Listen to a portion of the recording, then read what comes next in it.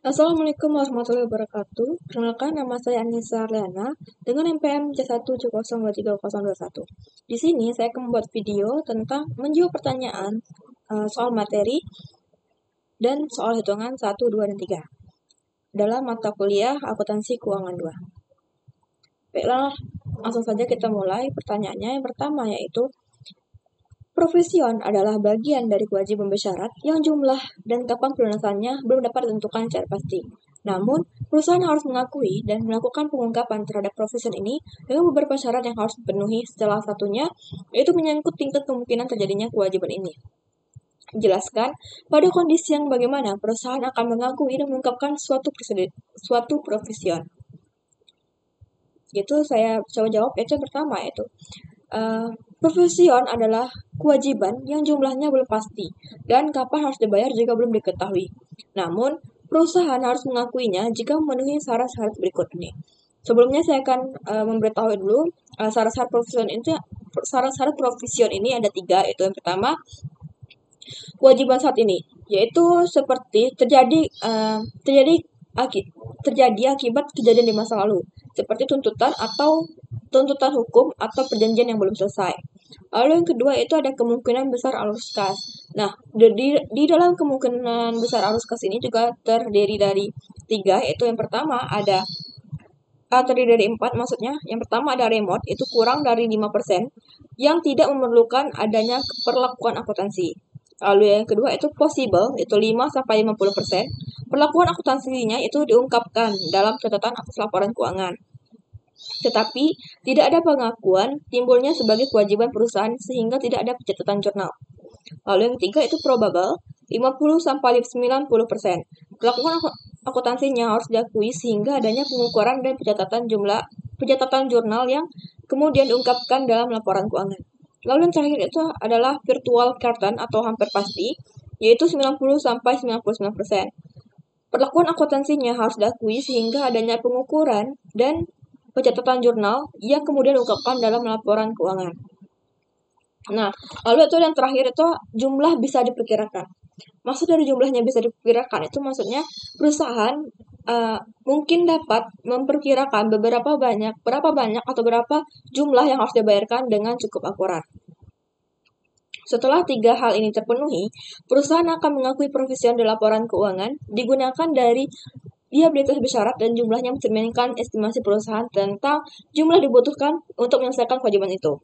Adapun contoh dari provision itu adalah jika perusahaan sedang dituntut dan kemungkinan besar kalah, serta biaya kerugiannya bisa diperkirakan misalnya 1 miliar, maka perusahaan harus mengakui provision sebesar 1 miliar dalam pelaporan keuangannya dan mengungkapkan informasi detail mengenai tuntutan tersebut. Lalu soal yang kedua yaitu, ketika obligasi diterbitkan pada tingkat diskon atau premium, maka setiap kali pembayaran bunga akan dilakukan amortisasi bond premium ataupun bond diskon. Jelaskan apa yang menjadi dasar sehingga perlu dilakukan amortisasi ini.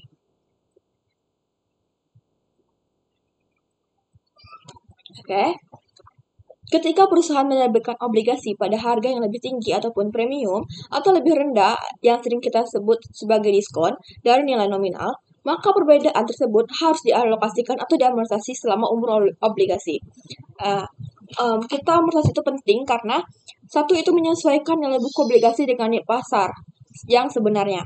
Lalu yang kedua itu menghindari perbedaan yang besar antara nilai buku dan nilai pasar obligasi. Yang ketiga itu menghitung bunga yang harus dibayar secara akurat. Lalu yang keempat itu amortisasi juga membantu mencatat biaya bunga sebenarnya yang ditanggung oleh perusahaan. Lalu obligasi diskon. Saat obligasi dijual di bawah nilai nominal, amortisasi meningkatkan biaya bunga yang dicatat setiap periode karena perusahaan mendapat uang lebih sedikit saat menerbitkan obligasi. Sedangkan obligasi premium yaitu ketika obligasi dijual di atas nilai nominal. Amortisasi mengurangi biaya bunga karena perusahaan menerima uang lebih banyak dari yang dibutuhkan untuk membayar bunga.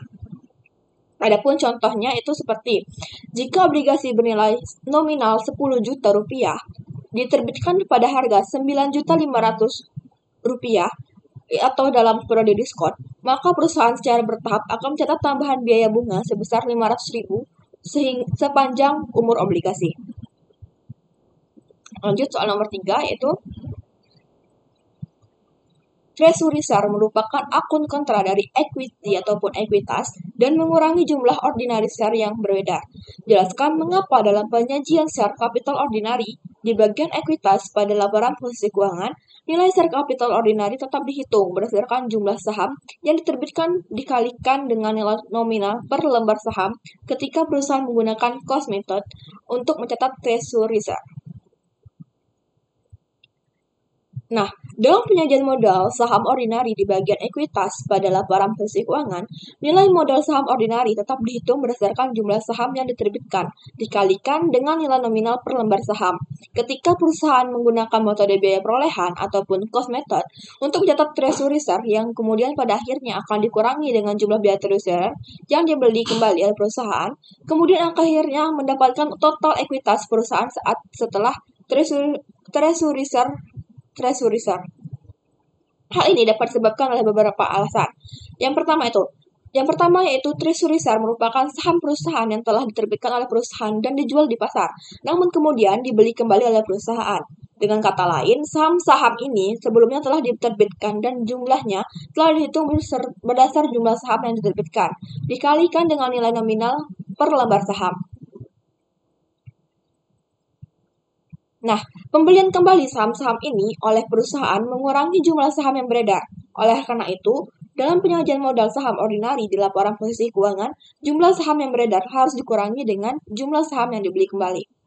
Lalu lanjut yang ketiga itu pembelian kembali saham yang beredar di pasar oleh perusahaan dapat meningkatkan earning per share atau EPS karena dengan mengurangi jumlah saham biasa yang beredar, maka laba bersih per saham akan meningkat. Soal nomor 4 yaitu salah satu alasan perusahaan melakukan pembelian kembali saham mereka yang beredar adalah untuk meningkatkan earning per share ataupun EPS. Jelaskan mengapa dengan melakukan treasury share ini dapat meningkatkan EPS.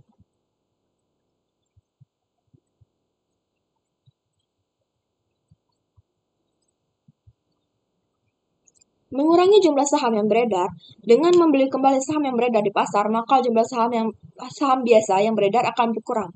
Hal ini akan membuat laba bersih per saham meningkat karena laba bersih yang sama akan dibagi dengan jumlah saham biasa yang beredar yang lebih sedikit. Meningkatkan harga saham. Pembelian kembali saham yang beredar di pasar oleh perusahaan dapat meningkatkan harga saham di pasar karena walaupun saham dibeli oleh perusahaan sendiri, namun pembelian tersebut tetap dihitung sebagai permintaan akan saham perusahaan kita. Sehingga saham kita akan terlihat banyak yang banyak peminat walaupun pada kenyataannya yang membeli itu adalah perusahaan kita sendiri. Lalu meningkatkan kepercayaan investor. Maksudnya yaitu kepercayaan investor dapat meningkat dengan meningkatnya EPS perusahaan milik kita. Lalu itu meningkatkan nilai perusahaan. Nah, ini juga penting karena meningkatnya EPS dan harga saham perusahaan membuat nilai pasar perusahaan juga meningkat. Hal ini dapat membantu perusahaan menjadi lebih bernilai di pasar, sehingga dapat meningkatkan kepercayaan investor dan kemampuan perusahaan untuk memperoleh pendanaan yang lebih besar. Jadi, pembelian kembali saham itu bisa meningkatkan EPS. Lalu yang kelima, jelaskan bagaimana ketentuan akuntansi untuk transaksi penerbitan saham untuk mendapatkan aset non-cash ataupun untuk membayar biaya atas jasa yang sudah diterima oleh perusahaan.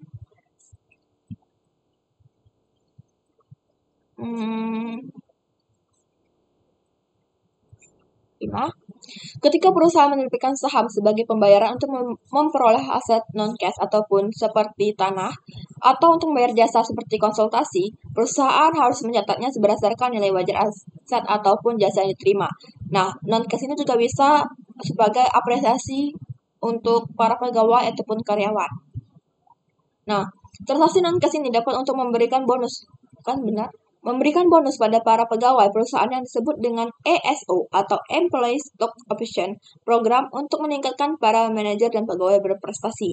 Bila untuk membayar suatu aset seperti tanah, bila nilai pasar tanah dan nilai pasar saham diketahui, maka nilai wajar yang dicatat adalah nilai paling wajar.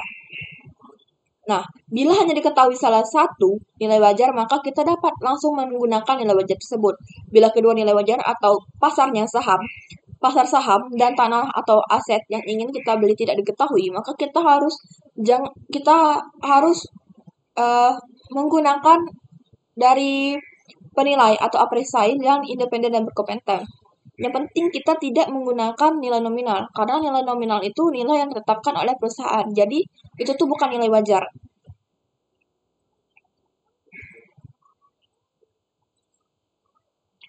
Nah, contohnya itu perusahaan menerbitkan saham untuk membeli tanah senilai 200 juta. Jurnal yang dicatat adalah di debit tanah itu 200 juta, terus kredit itu modal saham. Nah, modal saham itu kita berdasarkan nilai nominal saham yang diterbitkan tadi. Terus juga ada namanya agio saham. Agio saham itu jika harga saham lebih tinggi dari nilai nominal, itu baru kita pakai agio saham. Kalau lebih rendah, berarti kita pakai disagio saham.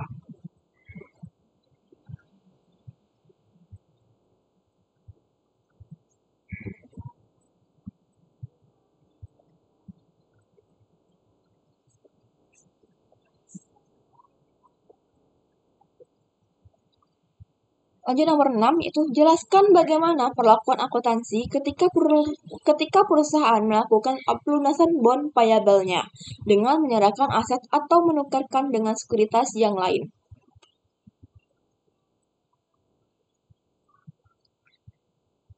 Jawab, jika perusahaan melunasi obligasi ataupun bond payable dengan menyerahkan aset seperti tanah atau menukarnya dengan sekuritas ataupun saham atau obligasi lain, perusahaan harus mencatat transaksi tersebut sebagai pelunasan hutang.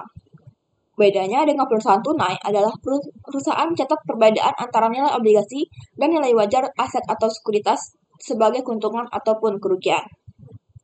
Adapun cara menghitung selisih itu antara lain itu buku aset dengan nilai buku bond payable yang dilunasi. Jika nilai buku aset yang diserahkan lebih tinggi dari nilai buku bond payable atau buku hutang, selisih tersebut diakui sebagai keuntungan dan sebaliknya. Jika nilai buku aset yang diserahkan lebih rendah dari nilai buku bond payable, maka akan diakui sebagai kerugian. Jika Terus, mencatat pelunasan bond payable dengan mengurangi nilai buku bond payable yang dilunasi dan mengurangi nilai buku aset yang diserahkan atau mengakui sekuritas yang diterima sebagai pengganti bond payable yang dilunasi. Jika perusahaan menukarkan bond payable dengan sekuritas yang lain, maka sekuritas yang diterima sebagai pengganti bond payable yang dilunasi diakui dengan nilai wajar pada tanggal pertukaran. Selisih antara nilai wajar sekuritas yang diterima dengan nilai buku bond payable yang dilunasi akan diakui sebagai keuntungan ataupun kerugian. Jika perusahaan menyerahkan aset tetap sebagai pelunasan bond payable, maka aset tetap diserahkan akan dihapus dari neraca dengan mengurangi nilai buku aset tetap yang diserahkan dan mengakui keuntungan ataupun kerugian dari selisih antara nilai buku aset tetap yang diserahkan dan nilai buku bond payable yang dilunasi. Contohnya itu, perusahaan melunasi obligasi senilai 100 juta dengan tanah yang bernilai 95 juta. Perusahaan catat rugi sebesar 5 juta karena nilai tanah lebih rendah dari obligasi. Adapun jurnal yang perlu kita buat itu yang pertama itu ada bond payable 100 juta karena kita membayar tadi lunasnya pakai 100 juta, lalu tanah 95 juta. Lalu kita harus mengakui adanya rugi dari pelunasan obligasi sebesar 5 juta. Jadi mau itu kerugian ataupun keuntungan harus tetap dicatat dalam penjurnalan. Lanjut nomor 7. Ketika perusahaan menggunakan fair value untuk menilai non-current liabilities yang dimilikinya, maka perusahaan akan membuat jurnal penyesuaian. Jelaskan jurnal penyesuaian yang dibuat tersebut dan apa konsekuensinya pada laporan keuangan.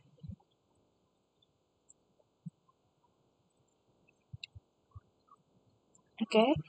Sebentar.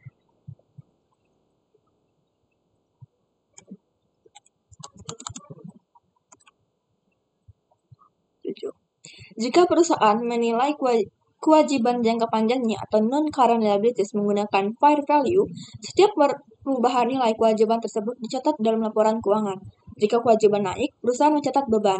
Jika turun, mencatat keuntungan. Contoh, jika kewajiban perusahaan meningkat karena perubahan nilai pasar, perusahaan mencatat di debit itu ada beban kewajiban sebesar 50 juta, lalu kredit itu non-current liability sebesar 50 juta. Konsekuensinya adalah laporan laba rugi bisa berfluktuasi tergantung perubahan nilai kewajiban. Lalu lanjut nomor 8, soal terakhir. Dividen yang dibagikan perusahaan akan mengurangi retained earnings.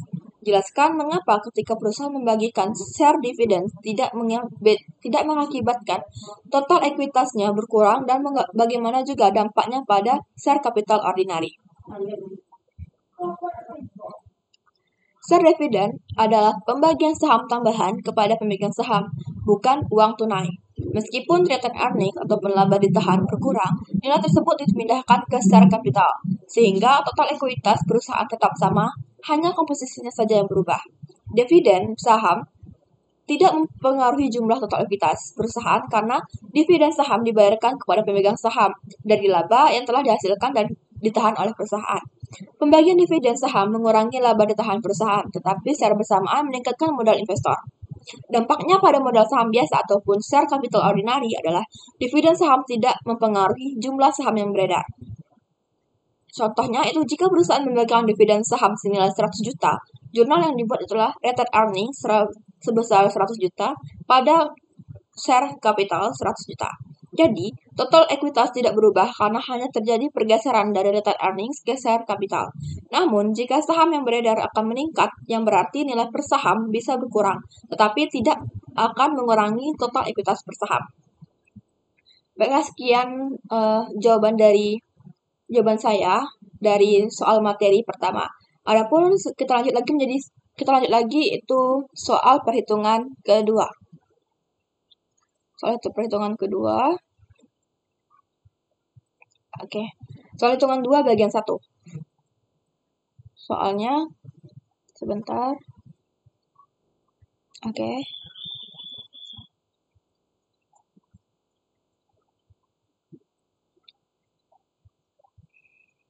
Soal 1.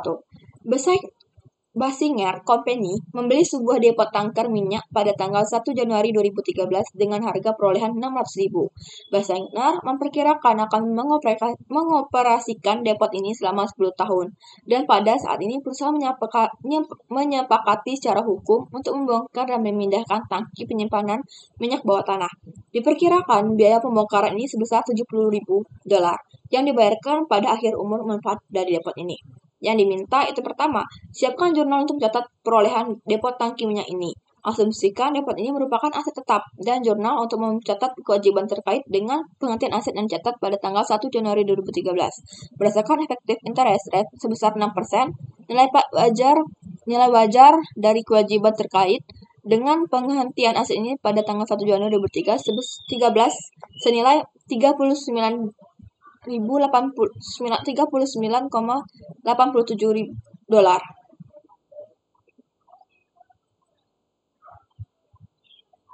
Kalau kita langsung ke bagian A tadi. Tadi kan kita disuruh membuat jurnal kan. Nah, depot nanti kan 600.000. Karena depotnya 600.000 berarti kas kita juga berkurang sebesar 600.000. Nah, di depot tadi kan ada $39,87. Di bagian sini kan $39,87. Ini kan untuk nilai depot.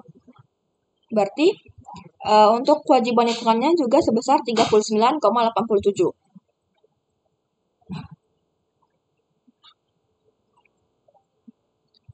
Kita lanjut dulu bagian B-nya.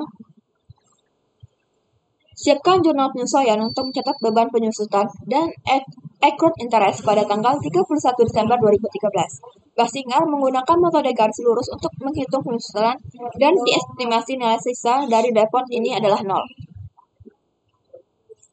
Baiklah, adapun jurnalnya itu beban penyusutan $60.000. $60.000, nilai penyusutannya $60.000.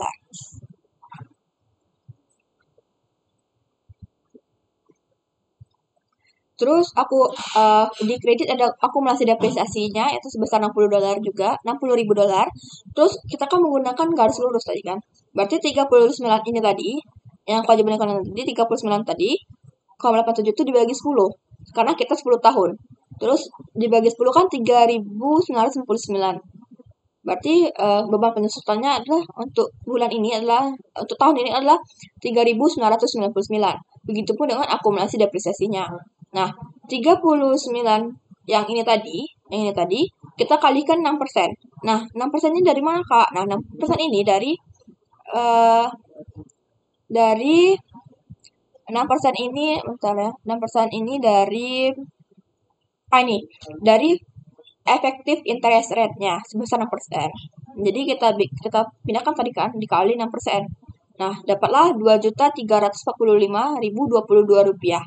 Nah, itu adalah beban bunganya dan kewajiban beban bunga pada kewajiban lingkungan.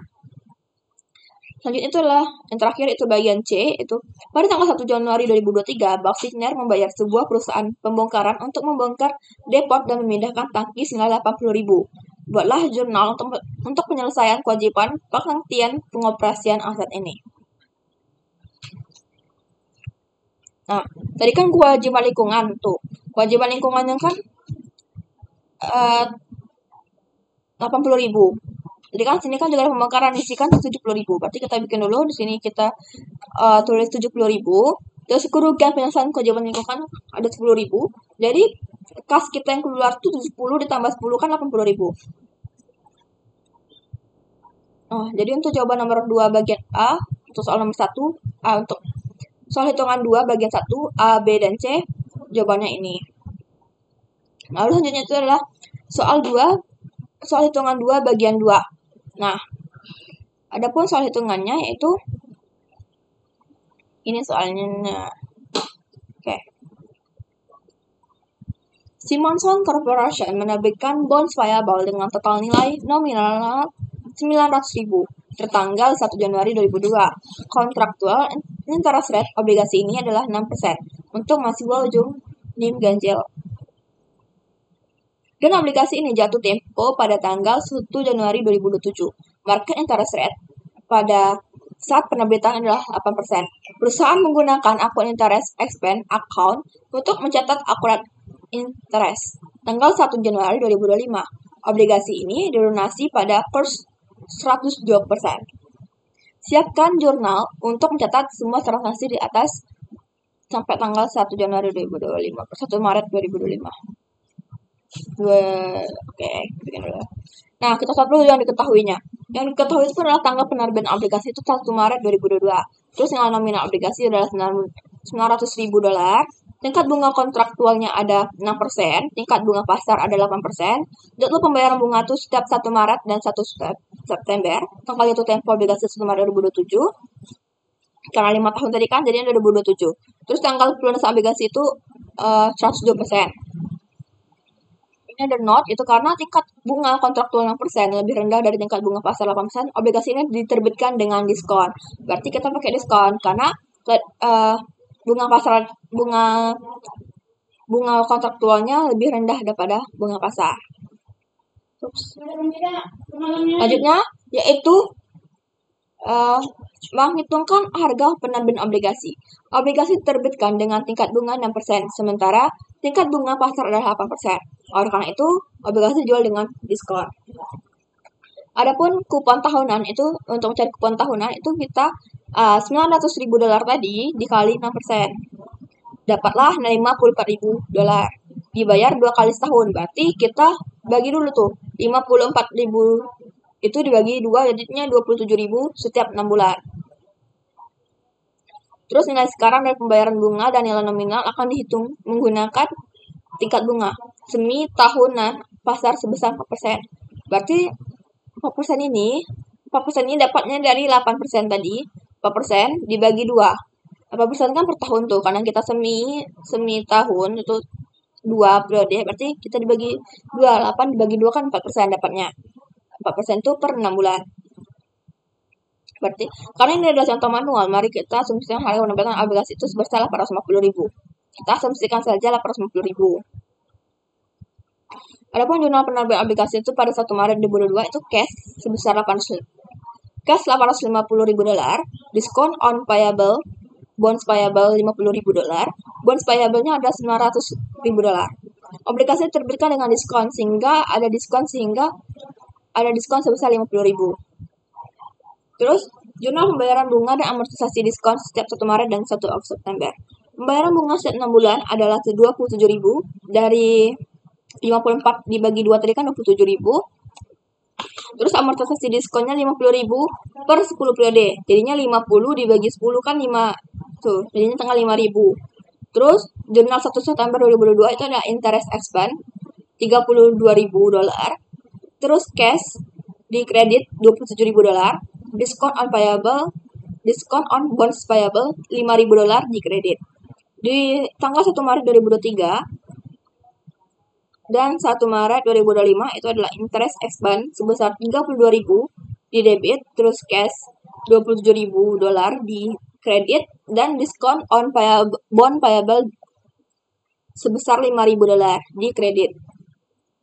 Jurnal pelunasan obligasi pada tanggal 1 Maret 2025. Pada tanggal 1 Maret 2025, obligasi dilunasi dengan kurs 102%.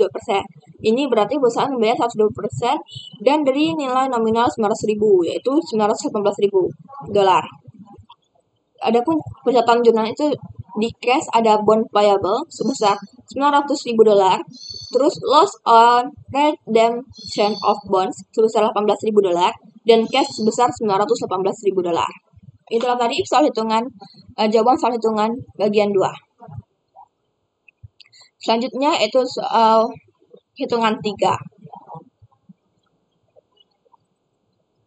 Oke, bisa dilihat sendiri.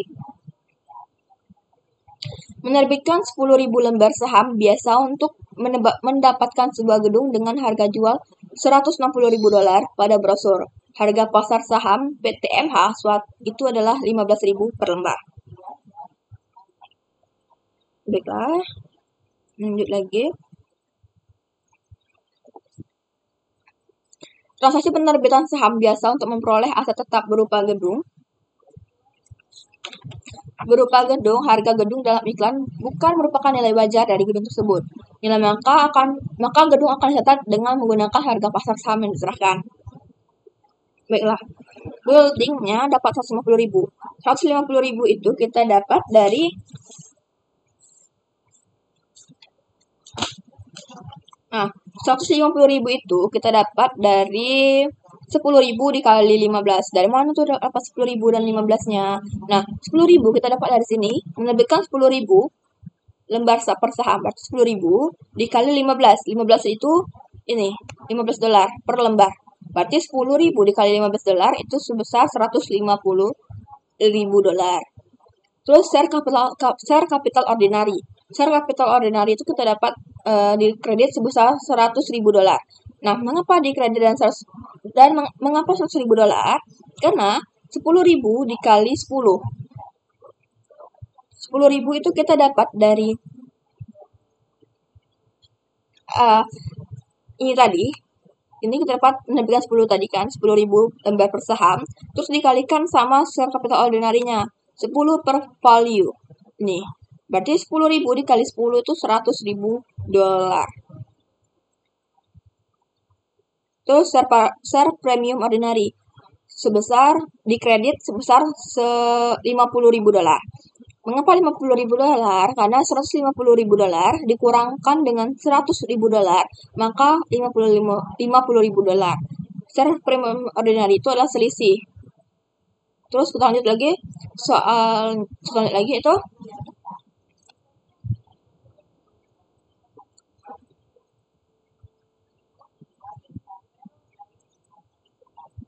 nah, tadi ada perubahan sedikit di kotaknya. Karena tadi kan kita sudah ada penambahan tuh. Jadi di kotak sini, ini tadi, ada penambahan di retained earnings sama total equity-nya. 50.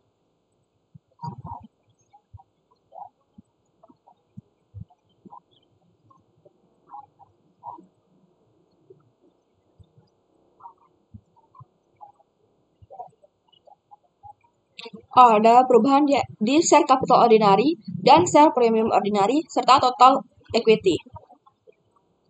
Di sini nanti kan share capital ordinary-nya ada 400.000. Di sini ada 200.000. Terus di sini ada 950.000. Sedangkan setelah ada penambahan 550.000, 100.000 dan 50.000 di sini, ada perbedaan antara share capital ordinary tadi 500.000 di sini dan share premiumnya ada 250.000.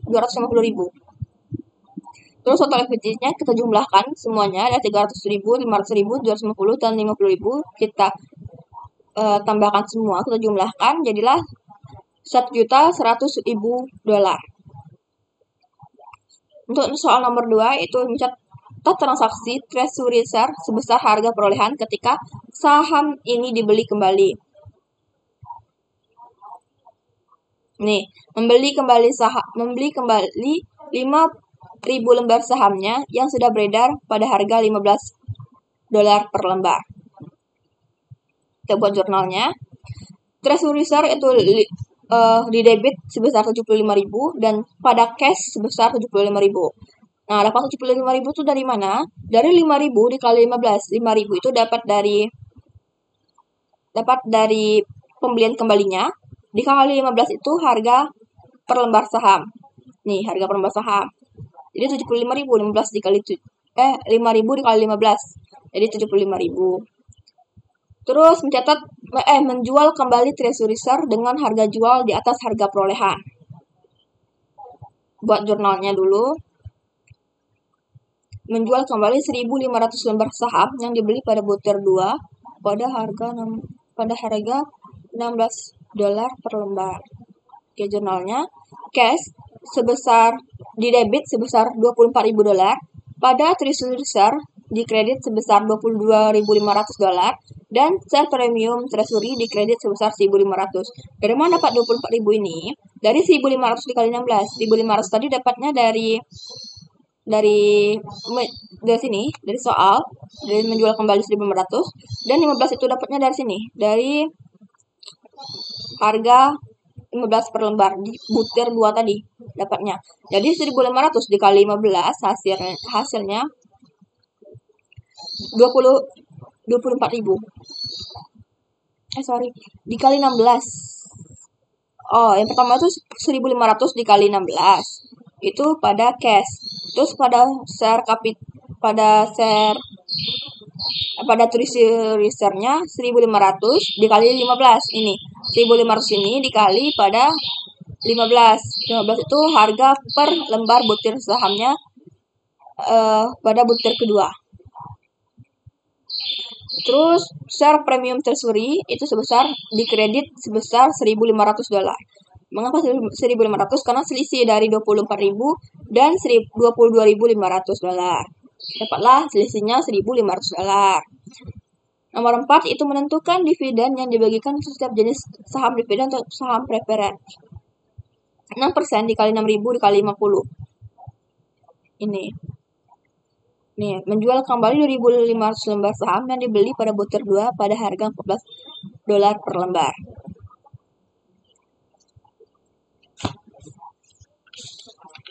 Ini jadi 6% dikali 6.000 lembar dikali 50. Dapatlah $18.000. 6% kita dapat dari sini. Terus 6.000 kita dapat dari sini. 50 kita dapat dari sini. Dari sini. Jadilah dikalikan semuanya 6% dikali 6.000 dikali 50 dapatlah $18.000. Terus jumlah saham biasa yang beredar adalah saham beredar per 1 Januari 2022. Itu sebesar $40.000. Nah, dari mana dapat $40.000? Itu dari sini. Nih. Ini kan saham biasa yang beredar kan 40.000. Terus penerbitan 10.000 lembar untuk memperoleh gedung. Jadi kita pindahkan saja. Ini kan sudah tahu kita kan 10.000 lembar. Berarti kita tulis juga di sini $10.000. Terus treasury share-nya min 5.000. Terus min 5.000 kan. Terus penerbitan kembali itu 10.000 dolar. Jadi kita jumlahkan semua, terus kita kurangi dengan treasury SAR, dapatlah hasilnya itu jumlah saham biasa yang beredar itu 55.000 dolar. Dividen untuk saham biasa yaitu 40.000 dikali 0,5. 40.000 itu kita dapat dari ini tadi. Saya buka soalnya dulu. 40.000 kita dapat dari sini ini dikali dengan 0,5. 0,5 tadi adalah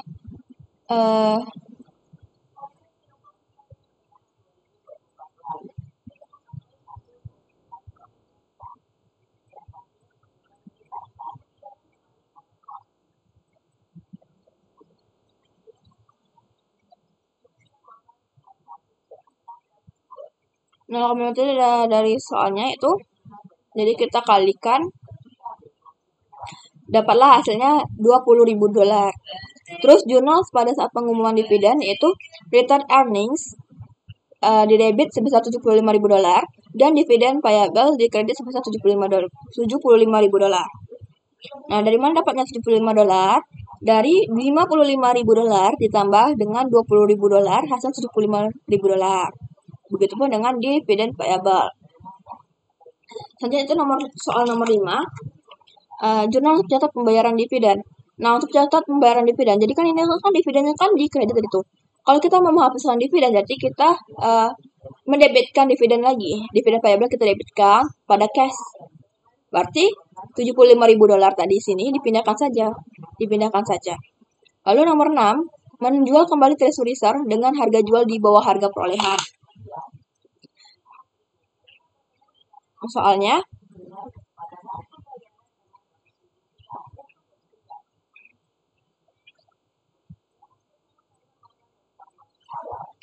menjual kembali 2.500 lembar saham yang dibeli pada butir 2 pada harga 14.000 dolar per lembar.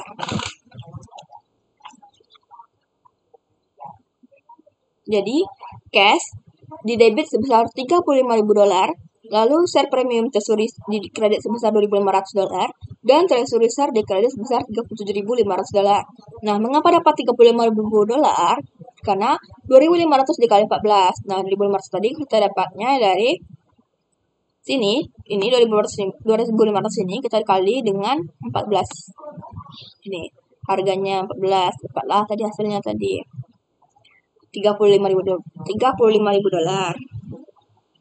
Nah, terus treasury share itu kita dapat 37.500. Dari 2.500 kita kalikan dengan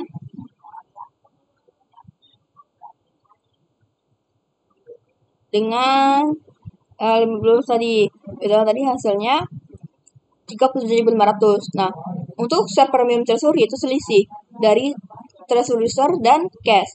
Jadi selisihnya adalah 2.500 dolar. Nomor 7 itu mengumumkan pembagian dividen properti berupa investasi saham kategori available for sale ataupun tersedia untuk dijual.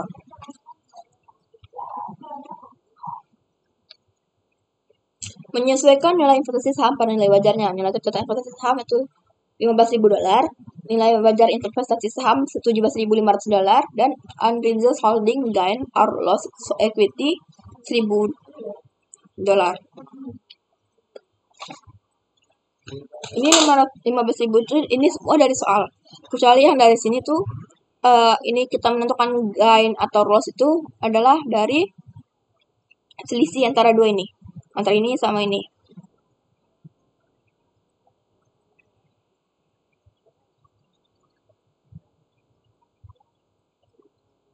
Jurnal untuk mencatat penyesuaian nilai investasi.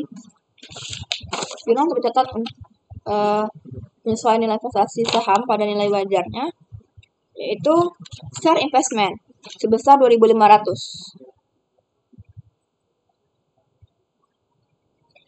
Dan 2.500 ini dari 17.500 dikurang 15.500, jadinya 2.500. Terus untuk jurnal cetak pengumuman dividen itu 17.500. Nah, 17.500 itu kita dapat dari sini. Ini kan nilai wajar investasi saham. Berarti kita catat di sini 17.500. Begitupun untuk catat pendistribusian dividen properti kepada pemegang saham. Karena kita mau menghapuskan properti dividen payable tadi, jadi kita mendebitkan di properti dividen payable. Jadi properti dividen payable kita didebit sebesar $17.500 dan share investmentnya sebesar $17.500 di kredit. Untuk soal terakhir itu nomor 9, jurnal untuk menutup laba tahun 2022 sebesar 25.000 ke saldo laba.